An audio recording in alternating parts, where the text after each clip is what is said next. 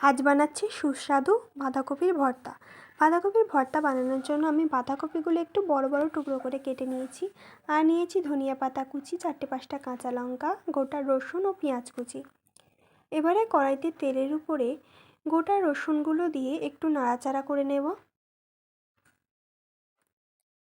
তারপরে ওর উপরে দিয়ে দিচ্ছি পেঁয়াজ কুচি ও কাঁচা লঙ্কা। পেঁয়াজ কুচি ও কাঁচা লঙ্কা দিয়ে রসুনের সাথে একটু ভাজা ভাজা করে নেব।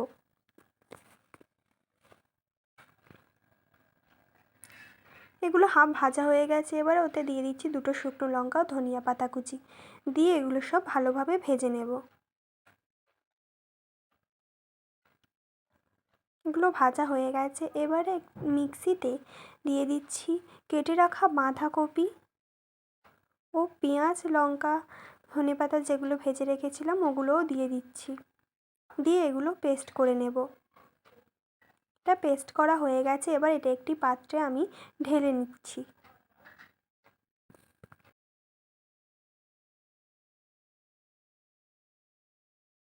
এবারে কড়াইতে তেলের উপরে দিয়ে দিচ্ছি কালো জিরের ফোড়ন আর দিয়ে দিচ্ছি বাঁধাকপির যে পেস্টটা করে রেখেছিলাম সেটা। এবারে এটা একটু নাড়াচাড়া করে এর উপরে দিয়ে দিচ্ছি পরিমাণ মতো লবণ ও হলুদ গুঁড়ো দিয়ে এটা এবার নাড়তে নাড়তে একদম শুকনো মতো করে নিতে হবে।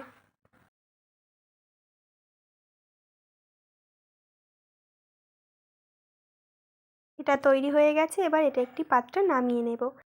তাহলে আপনাদের এই বাঁধাকপির ভর্তা রেসিপিটা কেমন লাগলো অবশ্যই কমেন্টের মাধ্যমে জানাবেন।